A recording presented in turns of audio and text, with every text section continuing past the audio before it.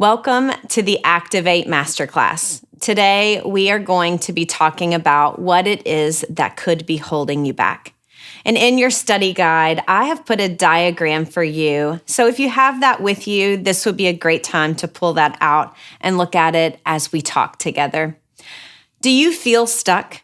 Have you ever felt stuck?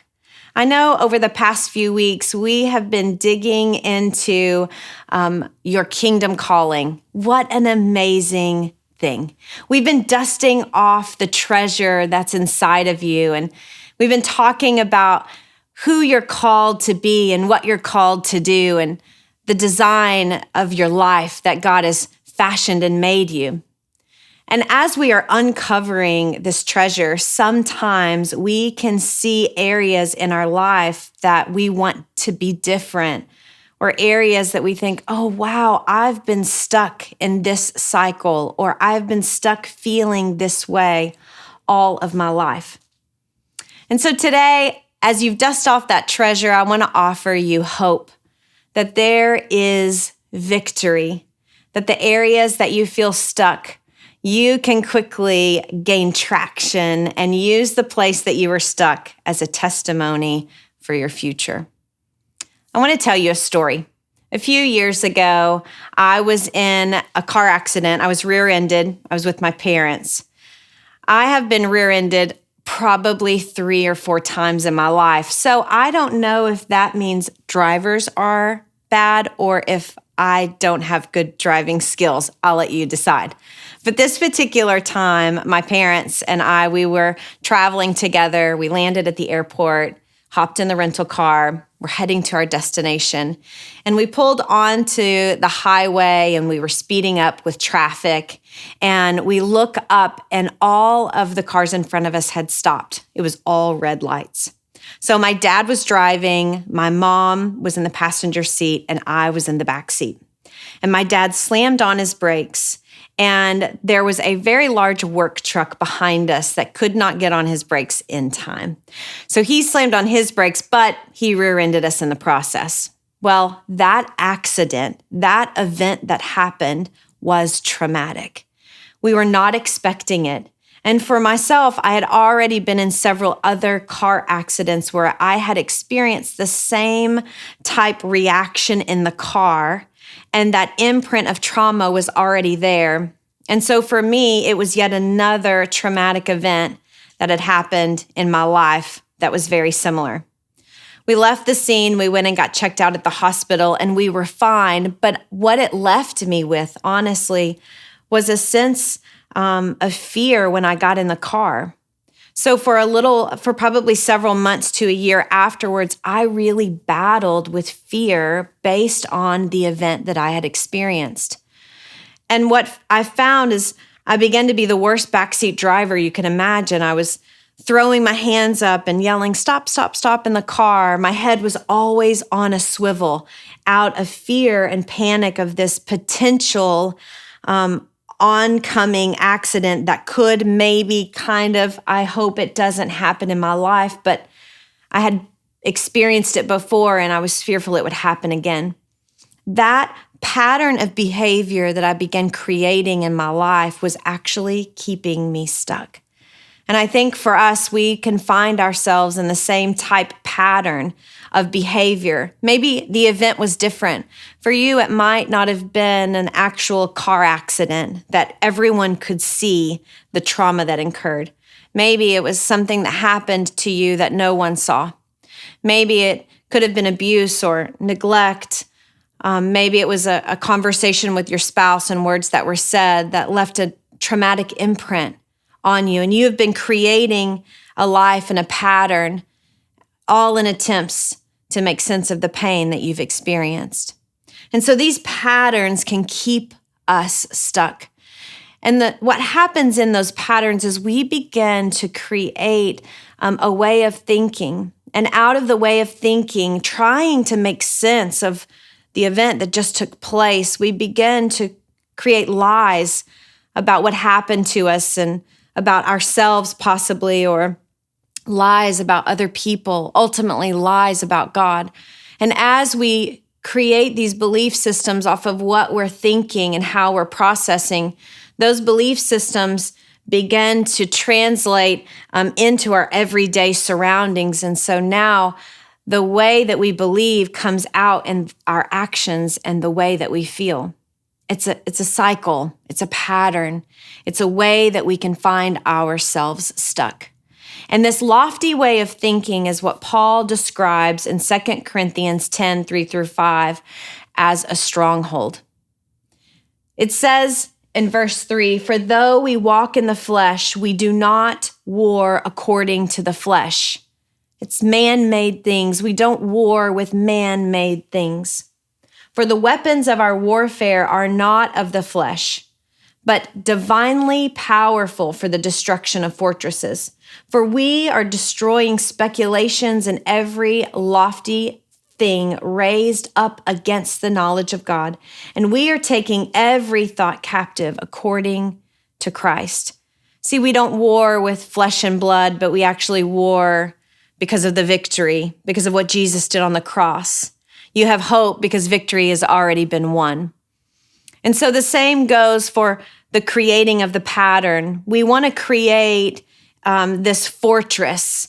See, a fortress is kind of like a castle. It's set up on a hill, and the walls are so fortified and they're built so thick. And the design of that is to keep enemies out. It's to set up high above all things so you can watch what's coming. But also, something else that's fortified is a prison. And when we do a man-made building and a stronghold, a place that we run to for safety, when we do that, we also are creating the same fortified walls, but it's a prison that we actually live in. See, a fortress that's set up high with fortified walls keeps people out, but a prison actually keeps you stuck in. And so today, I want us to talk about those components and how something simple or something can happen to us, whether it's small or large, but can actually create this pattern and cycle in our life and our way of thinking. We get stuck. So I'd mentioned the event. For me, it was a car accident, and for you, it could be something else. But I heard this statement once, and it said, "Fear and pain run one script in our mind. Protect yourself from the threat." See, as you begin to process the event that took place for you, whether it is seen or unseen, your natural tendency is to keep yourself safe from a threat again. Your natural tendency is to try to process and make sense of what has happened to you. And out of that, oftentimes, comes these lofty ways of thinking. And as we are trying to put meaning to what we've experienced on our own with our man-made hands, we will find ourselves believing some things about ourselves, about our circumstances, about others, about God. That's just not true. And when we believe things that aren't true and we begin to believe things about ourselves that aren't true, we create a sense of self based on our comfort and our defense mechanisms. To hold up a lie, to build lofty ways of thinking and these walls that we stay behind and we hide, that requires us to build with these hands. And it requires us to exert energy and repeat the cycle of pain in our life. And we will find areas and things to do to just bring comfort. So for you, comfort might look like overeating. For you, comfort might look like not eating at all. A defense mechanism might be isolation for you. Just like myself, just like I threw my hands up at the dashboard in attempts to keep me safe.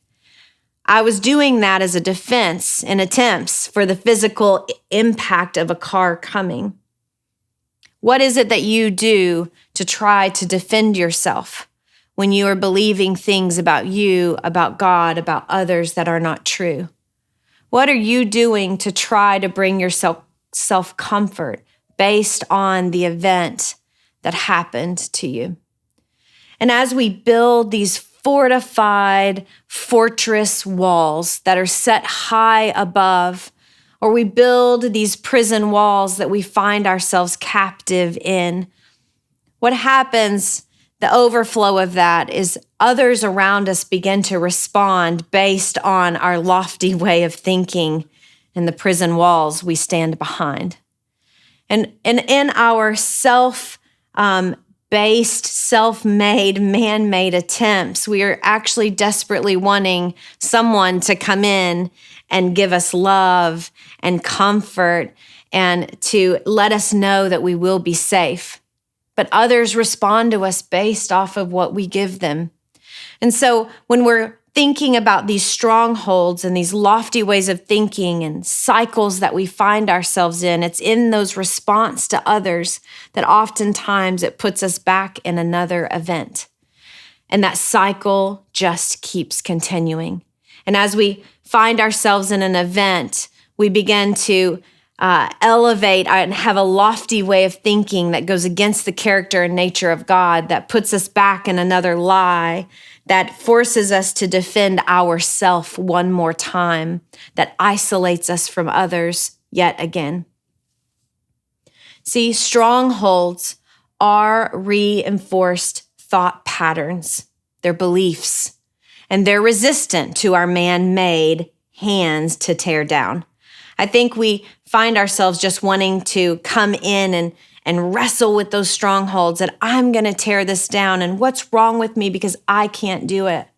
Well, 2 Corinthians says we don't wage war that way.